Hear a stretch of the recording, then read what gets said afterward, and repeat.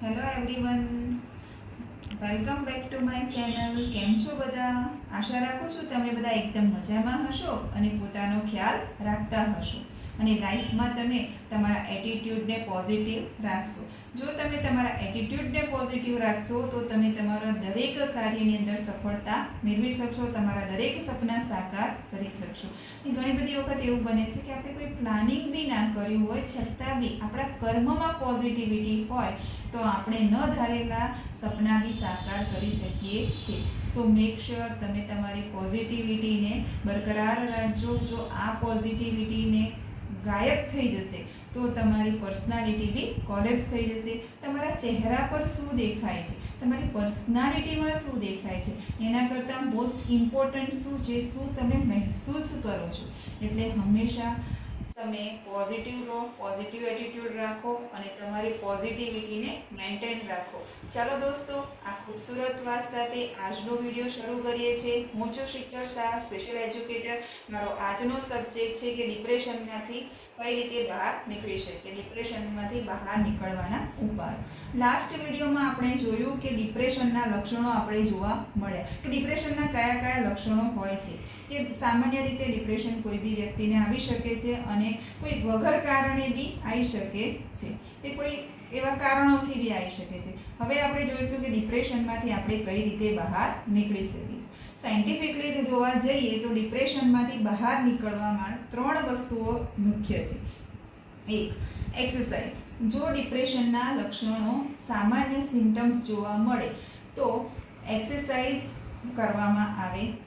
રોજે રોજની એક્સરસાઇઝ અને સાથે સાથે તમારું ફિઝિકલી એક્ટિવિટીઝ કરવામાં આવે તો આસાનીથી તમે ડિપ્રેશનના લક્ષણોથી દૂર થઈ શકો છો. જો ડિપ્રેશનના સિમ્ટમ્સ થોડા વધારે હોય તો મેડિસિન અને સાથે સાથે સાયકોથેરાપી કે કાઉન્સેલિંગ, બરાબર. અને એનાથી બી સૌથી એકદમ વધારે જો ડિપ્રેશનના સિમ્ટમ્સ જોવા મળે તો પહેલું દવાઓ કરવી પડે છે અને ત્યારબાદ માઇલ્ડ ટુ મોડરેટ જો જોવા આવે લક્ષણો, ત્યારબાદ દવાઓ અને કાઉન્સેલિંગ કે સાયકોથેરાપી તરફ જવું પડે છે. હવે સાયકોથેરાપીની અંદર મેઇન છે CBT. CBT એટલે શું છે? Cognitive behavioural therapy. Cognitive behavioural થેરાપીનો મુખ્ય ઉદ્દેશ શું છે? કોગ્નિશન્સ, આપણા થોટ્સને ઠીક કરવાનું કાર્ય કરે છે. આ કોગ્નિટિવ બિહેવિયરલ થેરાપીનો મુખ્ય ઉદ્દેશ જ એ છે કે આપણા જે થોટ્સ આવે છે, આપણા જે વિચારો છે એ વિચારોને ઠીક કરવાનું છે. કારણ કે આની અંદર સૌથી વધારે શું હોય છે કે વ્યક્તિને નેગેટિવ થોટ્સ એટલા બધા આવતા હોય છે કે કોઈ કારણ વગર નેગેટિવ થોટ્સ આવતા હોય છે અને આ નેગેટિવ થોટ્સને રોકી શકાતા નથી.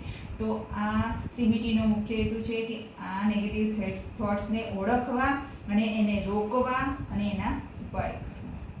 હવે હું તમને એક એક્ઝામ્પલ આપીને સમજાવું. એક ઓફિસ છે, એક ઓફિસની અંદર 3 પર્સન કામ કરે છે. ચોથા નંબર એના બોસ છે. 4 જણ છે. કોઈ ગલતી થઈ, બોસે ત્રણેયને બોલાયા, ત્રણેયને એક સાથે લાઈનમાં ઊભા રાખ્યા અને બોસે જે બી કરવાનું હતું, ગુસ્સો કરવાનું હતું, કહેવાનું હતું, લડવાનું હતું, બધું બધા ત્રણેયને એક સાથે લડી લીધું. બધા ત્રણેય બહાર નીકળી ગયા. હવે થયું શું કે પેલા 2 જે પર્સન હતા એ નોર્મલ હતા, એમને કોઈ ડિપ્રેશનના લક્ષણો હતા નહીં. એમાંનો એક પર્સન હતો, એને ડિપ્રેશનના લક્ષણો હતા. પેલા 2 જણ એકદમ એમની મસ્તીની અંદર બહાર નીકળી ગયા ને શું કે ભાઈ બોસને તો આવું બધું બોલ્યા કરવાની ટેવ છે અને એ બોસ સઠિયા ગયો છે, આખો દિવસ આવું ટક ટક ટક ટક કર્યા જ કરે છે અને નોર્મલી એ 2 જણ હસવામાં કાઢી નાખ્યું અને પોતાની મસ્તીમાં આવી ગયા. એક કાને સાંભળ્યું, બીજા કાને કાઢી નાખ્યું અને મસ્તીમાં પોતાનું કાર્ય કરવા જતા. હવે જે ત્રીજો પર્સન હતો એને શું હતું કે પોતે ડિપ્રેશનનો શિકાર હતો, એને ડિપ્રેશનના લક્ષણો હતા. એટલે એને એટલા બધા નેગેટિવ થોટ્સ આવ્યા કે તે જઈને પોતાની ડેસ્ક પર બેસી ગયો ને તે પોતે એટલું બધું વિચારવા લાગ્યો. મને શું કીધું, પહેલાં શું વિચાર આવ્યો નેગેટિવ? મારું કોઈ પણ કાર્ય કરવામાં હું સક્ષમ નથી.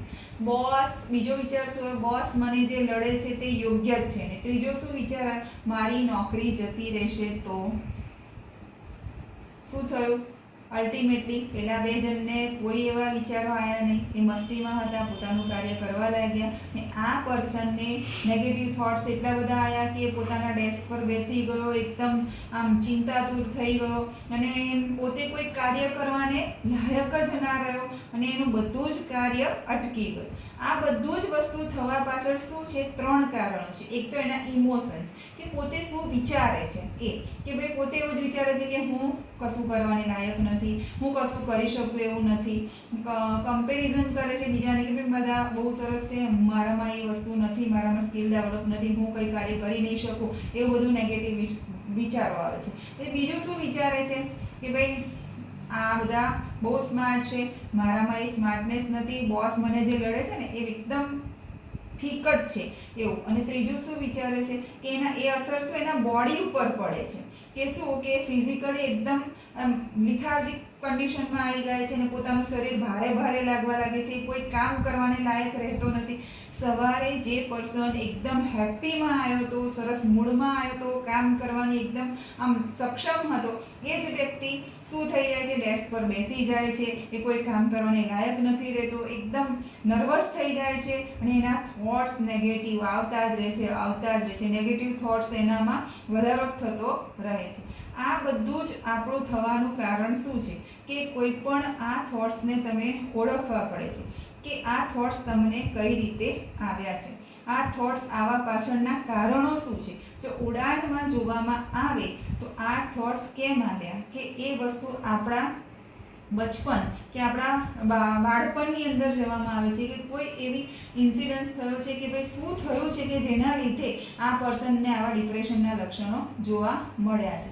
તો એના બચપનની અંદર ઉડાનમાં જોવા જવામાં આવે ત્યારે ખબર પડે છે કે ત્યાંથી એને કંઈક ને કંઈક એના એવા થોટ્સ હતા કે જે બહુ જ ઉડાણપૂર્વક જોઈએ ત્યારે ખ્યાલ આવ્યો કે એ થોટ્સ ધીરે ધીરે ધીરે એના મનમાં ઘર કરી ગયા ને જ્યારે એ પોતે એક જોબ પ્લેસ પર આવ્યો અને ત્યારે આ નેગેટિવિટી એટલી બધી વધી ગઈ કે એ ડિપ્રેશનનો ભોગ બન્યો. એક એક્ઝામ્પલ આપું કે 2 બાળકો હોય છે, એક મોટો ભાઈ અને એક નાનો ભાઈ ઘરમાં. મોટો ભાઈ ભણવામાં ખૂબ જ હોશિયાર હોય છે અને એને હંમેશા પહેલો નંબર સ્કૂલમાં આવતો હોય છે અને બીજો જે છોકરો છે તે ઠીકઠાક છે ભણવામાં, એનો 4થો 5મો નંબર આવતો હોય છે. ઘરના જે બધા ફેમિલી મેમ્બર્સ છે તે શું કહે છે?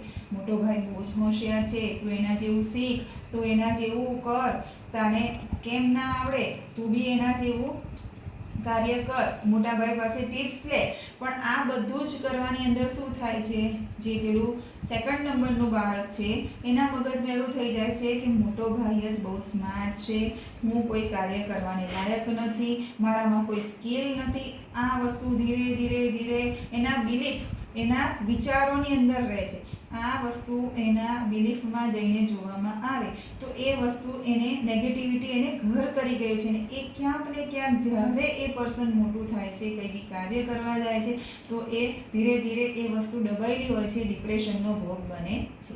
એટલે એ જ વસ્તુ છે કે એના ડિપ્રેશનના લક્ષણોને બરાબર તપાસો, ક્યારે એને નેગેટિવ થોટ્સ આવે છે અને આ નેગેટિવ થોટ્સને કેવી રીતે રોકવા, એ મુખ્ય કાર્ય CBTનું છે. તો કોઈ પણ પર્સનને તમે એ જાતે બી શીખવી શકો છો કે તારા આવા નેગેટિવ થોટ્સ આવે ત્યારે તારે કેવી રીતે રોકવા, એની પાછળ શું કાર્ય કરવું કે જેથી તું આસાનીથી નીકળી શકે છે. ત્યારે સાયકોથેરાપી કે કાઉન્સલરની જરૂર હોય ત્યાં આગળ ત્યારે સંપર્ક કરો અને તું CBT જેવું વસ્તુ જાતે બી તારા જ્યારે બી આવા લક્ષણો હોય તો એનો શીખીને તું તારા આવા નેગેટિવ થોટ્સને રોકી શકે છે અને પ્રોપર તું ડિપ્રેશનમાંથી બહાર આવી શકે છે. Okay, thank you.